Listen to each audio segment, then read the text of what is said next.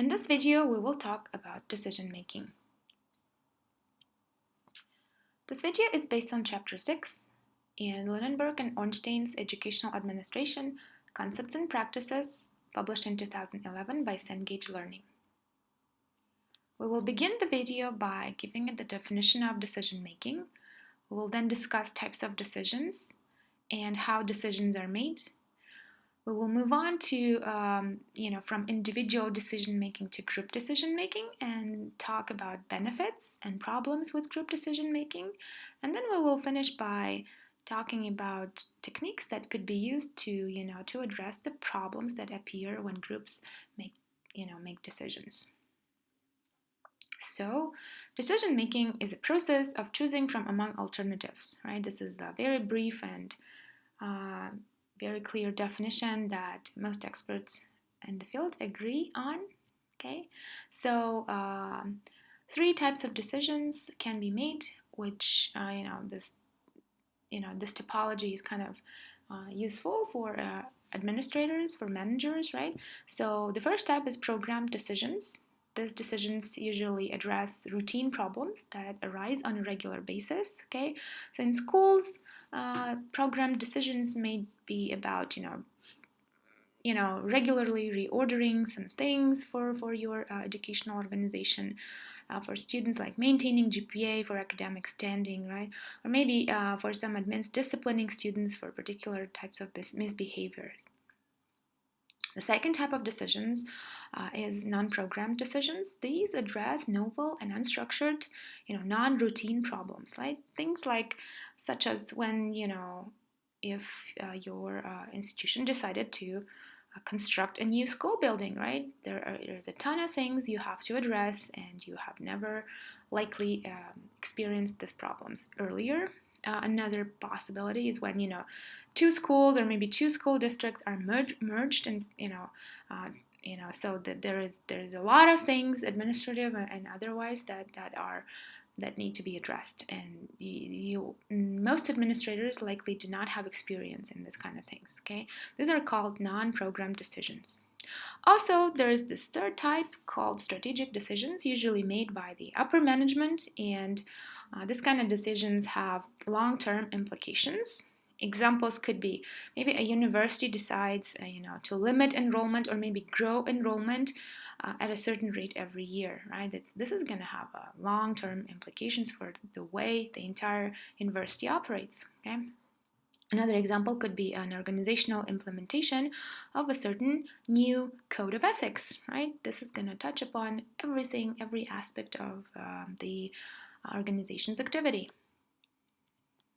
Okay, so how are decisions made? Researchers in various fields, psychology, economics, organizational theory, and others, political theory, they have studied how decisions are made, because really decisions are everywhere in all spheres of life, right? So in this video, we will talk about two, let's say, major theories that tell us about how we make decisions, right? So the first one is the rational model, and the second one is bounded rationality model. Let's talk about each of them in turn. So the rational model of decision making argues that all decision making, includes the concept of rational activity, right? So we are, basically rational in making decisions, right? So, and decision-making models, they are basically, they range from on a continuum from perfect rationality, the rational model, the one that we're talking about now, and there are models which assume less and less rationality, and those who kind of end up on the non-rationality edge of this continuum, and you would find the bounded rationality model, about which we will talk about later. Basically, all models, even not only the rational model, but even the bounded rationality model, they have this concept of rational activity. It's just they they place a varying degree of importance, they define the role of rational activity differently. Okay, so rational model, is closer to arguing that we make decisions in a perfectly rational way. Okay. So according to the rational model, decision making consists of several steps. First, we identify a problem. So basically, if there is no problem, we don't need to make a decision, right? Then we generate alternatives. We have to generate all possible alternatives and examine them. We evaluate them. Then we choose the optimum alternative. The keyword is optimum, right? So we are optimizing. We are making sure that our outcomes are optimal, okay, the best. So we are maximizing here. We're maximizing our utility, basically, as economists would say. So then note that we have to implement the decision, and then after we implement it, we have to evaluate the decision. Okay, so this might seem very kind of simple, but all of these steps are very important, and they are kind of assumed, they are described by the rational model. Okay, so do we always make decisions the way the rational model describes? Well, if you think about it, probably not, right? So in a sense, the rational model describing the steps of making decisions, if you think about it, this is more of a, the perfect world kind of description of how we deal with our problems and how we make our decisions, right? Do we do this all the time? Probably not. Do organizations do this all the time?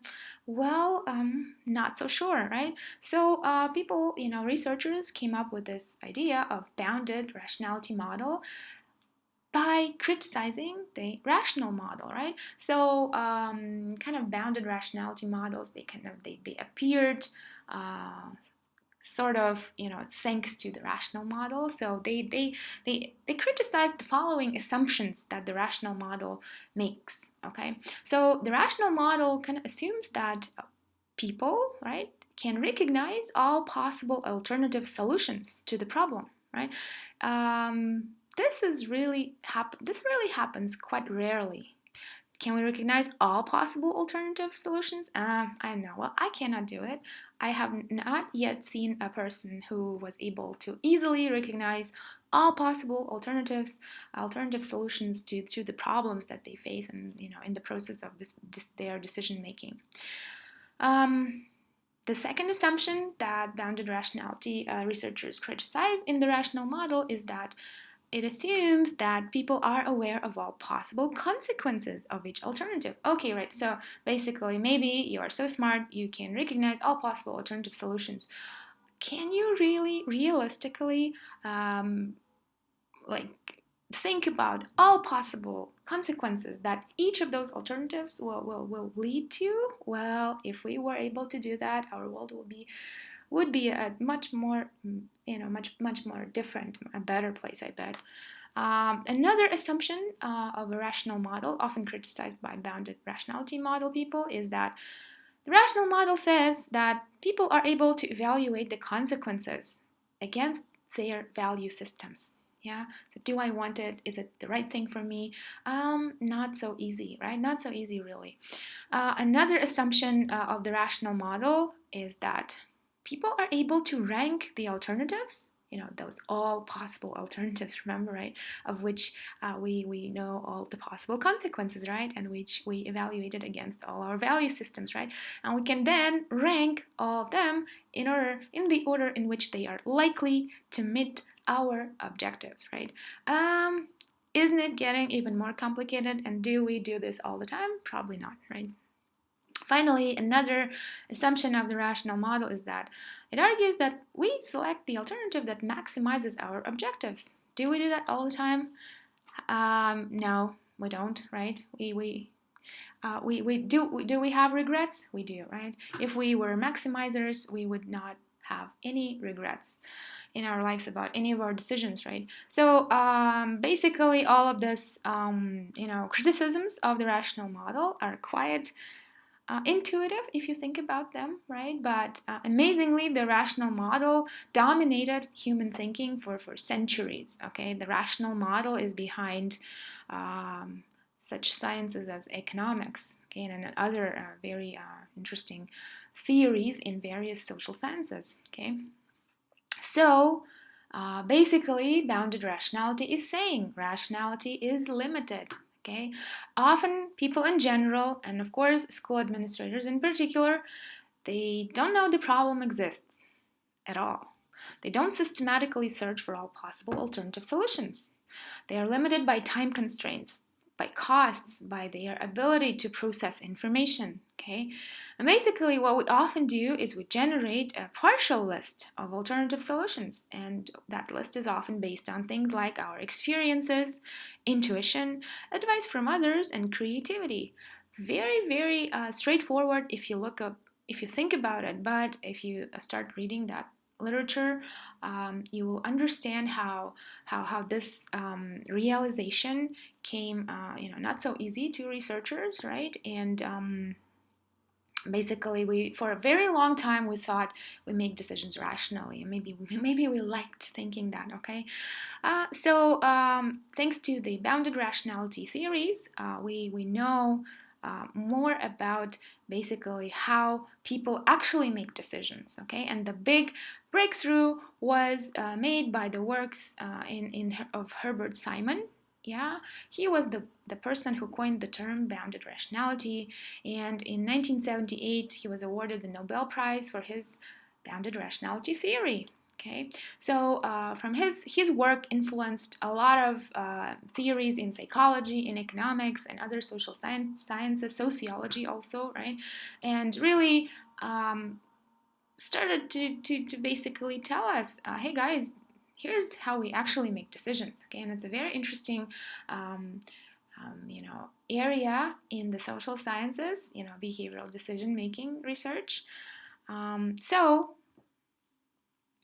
Similar to the rational model, the bounded rationality theory also makes some assumptions about human decision making and human behavior overall, right? And perhaps in the future, we will observe the emergence of new theories that criticize the bounded rationality theory, right? But at this point, this is pretty much the cutting edge of our thinking in terms of about human decision making. Okay, so 5 assumptions of the bounded rationality theory. First, decisions will always be based on an incomplete and to some degree inadequate comprehension of the true nature of the problem being faced. Yeah, right? We often don't know what we're dealing with.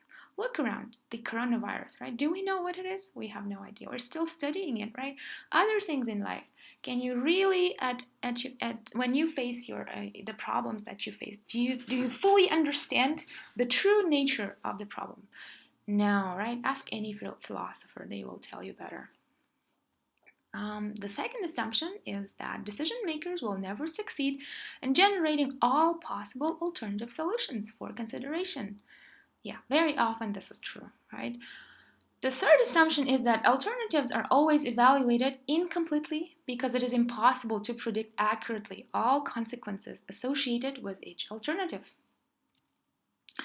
The fourth assumption is that the ultimate decision regarding which alternative to choose must be based on some criterion other than maximization or optimization, because it is impossible ever to determine which alternative is optimal. Note, this is a complete, this is a completely different approach. So we are not maximizing, we're not optimizing because it's impossible to optimize. Okay, it's a very interesting idea which challenged the entire field of economics. Okay, which argued, hey, we have to optimize and maximize, right? So and economists are still trying to figure out what's going on. Okay, how to deal with this idea.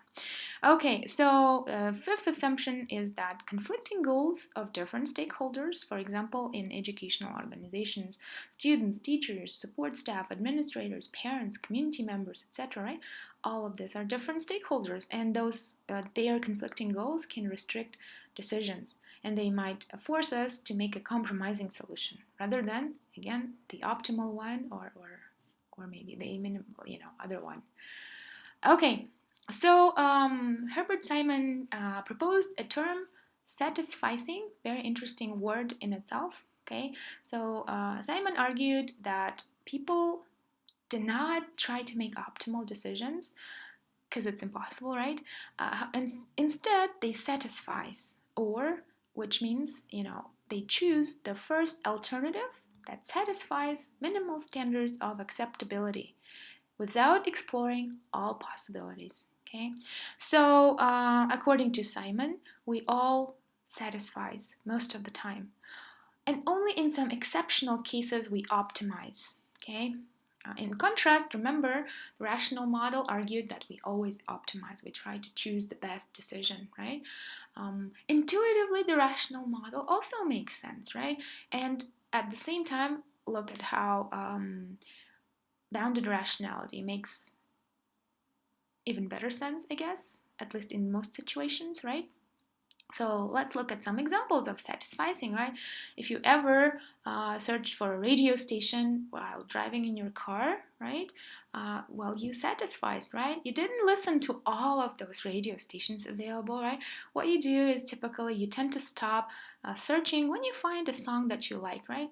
Who knows, maybe on the next fifth station there was something better, but we didn't optimize. We just satisfied. We found the first alternative that was okay for us. Okay, we didn't explore all the possibilities. Another example, very often we do that with hiring people, right? We tend to select a satisfactory candidate from among those who applied for the position, right? We're not hiring the best one because, well, who knows, maybe the best one didn't even apply, right? Or so basically, the way our hiring is organized is really essentially kind of makes us to satisfy. Okay. Simon also distinguished two types of bounded rationality: contextual rationality and procedural rationality. Contextual rationality is related to, things related to the context, so you are kind of bounded by your context, right?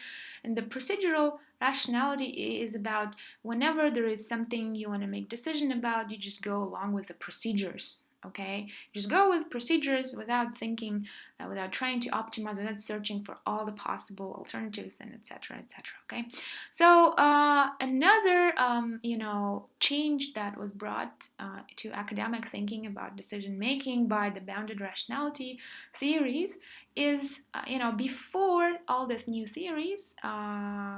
People were really focused on the rational part, on how our brains were thinking about in the process of decision making.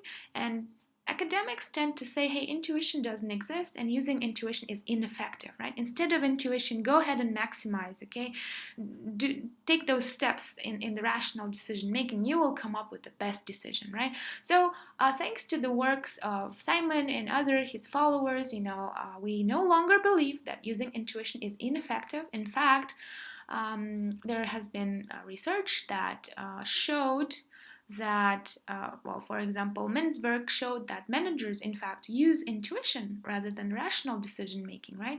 Furthermore, some research showed that intuition is even better for making quick and efficient decisions. So Gary Klein is famous for his work, which showed that intuition, right, is deeply held patterns of learned experience, right? And we acquire those experiences implicitly, not explicitly. It's not like we learned it in the book, you should do this in that time, right? We implicitly learn over time, what could be done in this or that situation, and then in certain contexts we just make those decisions based on those implicitly learned experiences, right? So in those we hold those patterns of learned experiences. So there is much better understanding of what intuition is, and there is a much more favorable attitude toward using intuition. It's just very difficult to describe or study academically the whole this thing of intuition, but still there has been a drastic shift in the way we think about intuition. So if we talk in general about how decisions are made in educational institutions, right, you would agree that if no matter how much school administrators might want to make optimum decisions, in addition to what we know about decision making from bounded rationality theories, there are also realities of school life that affect rational decision making, right? That make rational decision making almost impossible, right? First, in schools, in educational institutions, there are always this internal and external politics that determine certain decisions. You don't even make some decisions, just those politics kind of shape decisions very actively. Okay, then in those institutions there are certain conflict resolution techniques, right? Now, even if a manager would like to optimize, there are certain procedures, certain ways that are standard and traditional to solve certain conflicts, and so you just go along with them. Basically procedural the procedural rationality. We have to apply procedural rationality, right, in the language of Herbert Simon. Also in schools, the distribution of power and authority is very peculiar. So for example, in universities, faculty might have more authority than administrators, and there are many other things depending on the country, on the context, right, type of institution. So those things kind of didn't prevent administrators from making rational decisions, from making decisions in a way that the rational model describes them. Yeah. So there are always time constraints, there are costs, and there's the inability to process information. There's too much information sometimes and too little time, and and other limits to human rationality that we discussed. So from the works of Herbert Simon, from the works of his followers, I think that the most vibrant field these days studying how decisions are made is behavioral economics. Okay, and it differs from the mainstream economics, which argues that decisions are made rationally, right? So behavioral economics is saying, hey, no, decisions are not made rationally, and they are studying how, in fact, decisions are made, right? So if you're interested, I would strongly recommend you to read this interesting books. They are written very well, so you don't have to be an economist to understand them, right? So the first is Thinking Fast and Slow, Daniel Kahneman, right? The next is Nudge, my favorite, Richard Thaler and Cass Sunstein, right? And this one really fun to read, Predictably Irrational by Dan Ariely. Okay, so if you're interested in learning more about how decisions are made, welcome to the world of behavioral economics. Also, you should know that a lot of new research these days in educational research, in the field of education, is done in the within the frameworks of behavioral economics, and there have been a lot of interesting breakthroughs that were made using the ideas of behavioral economics, applying them to the world of education. All right, now let's move on. Okay, we talked a lot about how individuals make decisions, right? Let's move on to group decision making, right? In educational institutions and in organizations, in other organizations in general, a lot of times we make decisions in groups. Okay, so there are, of course, and we do so for various reasons, including the reason that there are advantages of group decision making, right? So the first advantage is that groups have potential to generate and evaluate more ideas, right? And another advantage is that once a decision is made, because it's made in the group, acceptance of that decision will be easier. Okay, very important advantages if you ask me, right? At the same time, as an administrator, you should know that there are problems with group decision making, and these disadvantages include such things as groupthink, risky shift, and escalation of commitment. Let's look at each of them in turn. So groupthink, the word was proposed by Irving Janis, right, who studied political decisions, right? So groupthink is, it happens when in-group pressures lead to a deterioration in mental efficiency, poor testing of reality, and lax moral judgment. Basically, because people make decisions in group, they just, stop thinking very well. They do not correlate their decisions with reality, and they just make poor moral judgments. Okay, the symptoms of groupthink are invulnerability. People think, oh, we are together, nothing's gonna, we're gonna do this, right? And the next is rationalization. Groups tend to rationalize away any challenges to their position. Okay, morality. Groups feel very, moral in their viewpoint. Okay, they stereotype people who are against their position. Okay, they cast them as stereotypically as maybe bad or mean or lazy, I don't know, whatever, anything negative. Okay, pressure. They apply pressure towards members who voice strong arguments against the group position. Self-censorship, right? Members of a group which is subject to groupthink, they try to keep it low. They do not express certain things they disagree with, their disagreements and everything. Unanimity, usually like everyone has supports the group's position. And there are mind guards, people who in fact filter anything that comes from the outside which is against the group's position. So, when does groupthink appear? Most likely, when first the group is cohesive, second, when the group becomes insulated from qualified outsiders, okay, and third, when the leader promotes his or her own favored solution. Okay, and there are good news is that there are strategies for avoiding groupthink, but groupthink happens quite often.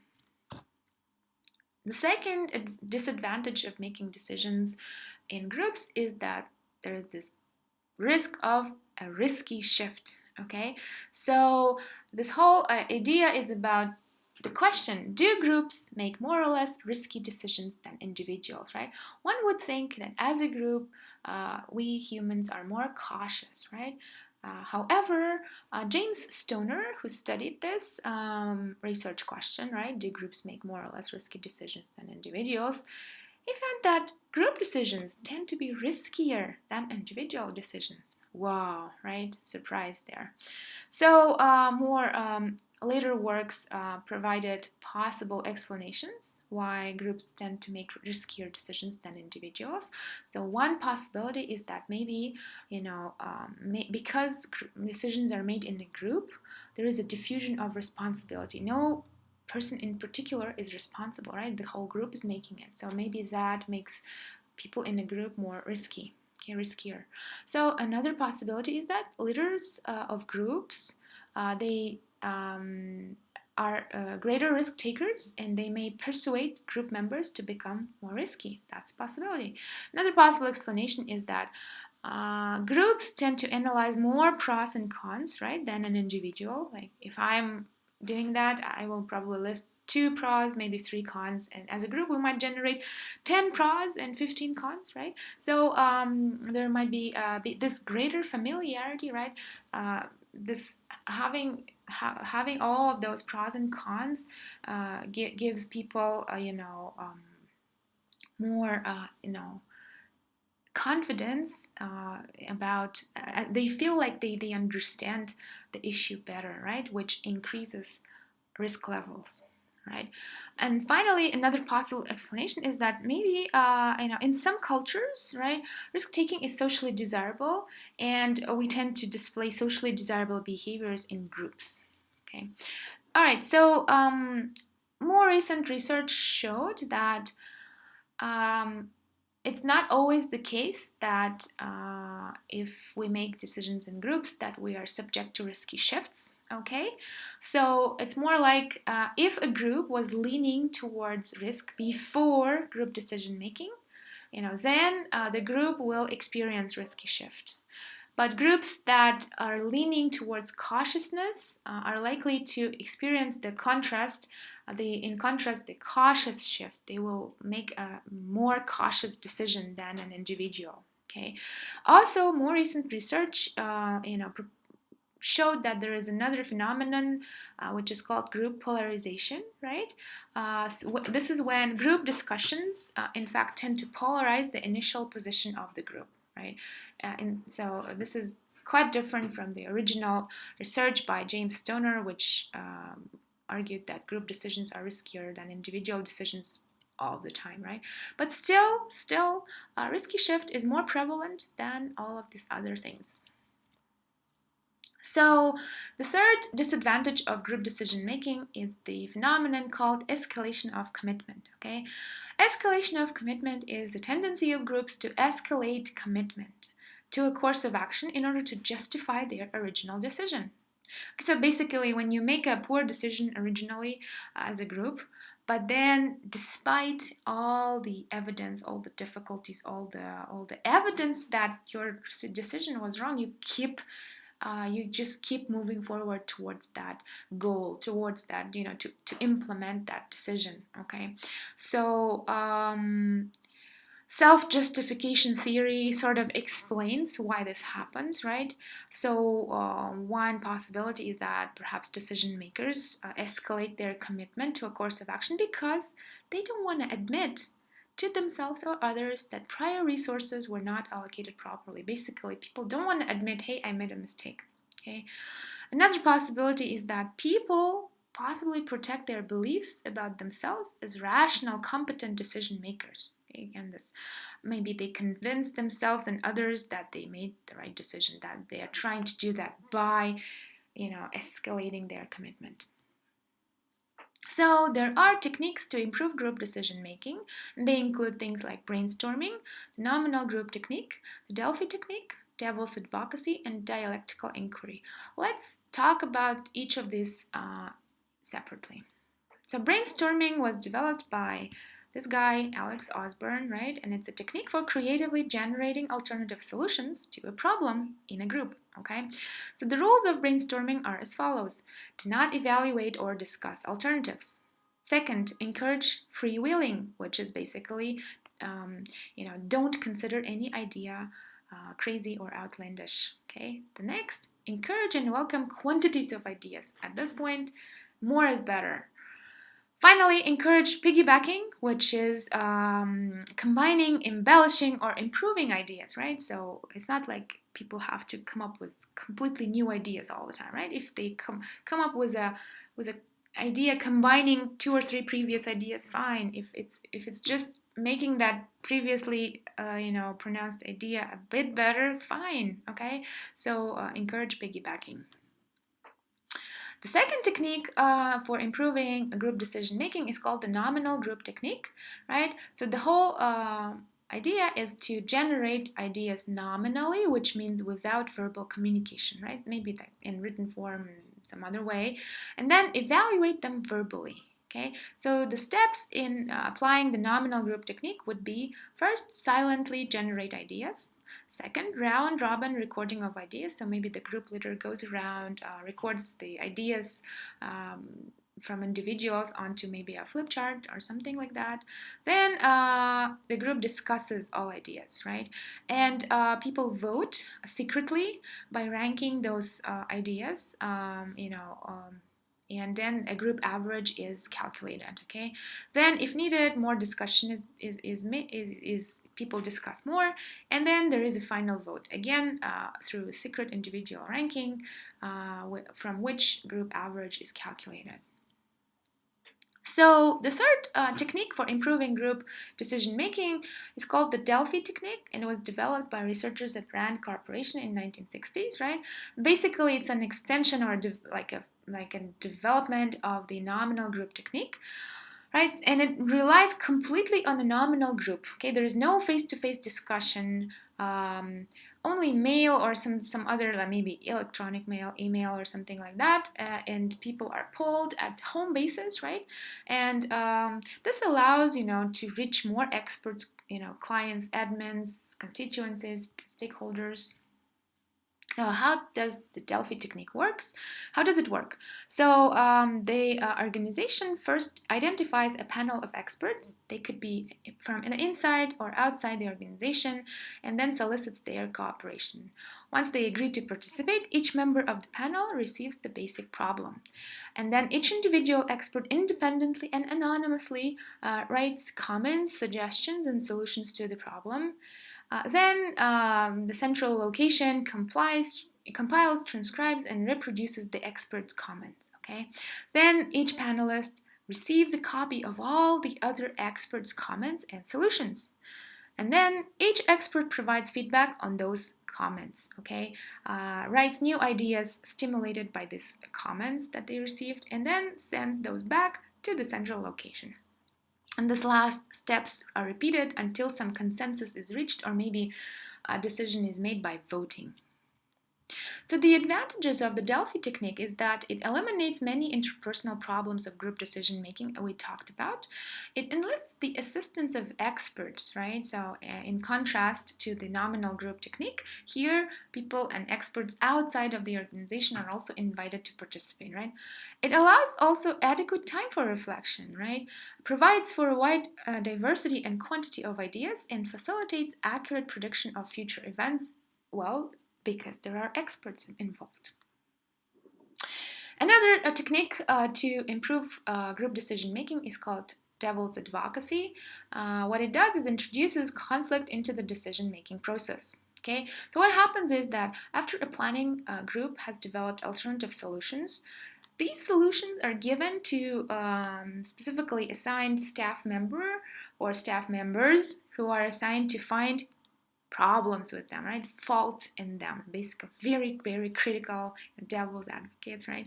So if the alternative solutions designed by the planning group pass this devil's advocates review, then the proposed alternative, the things that they propose are considered free from groupthink.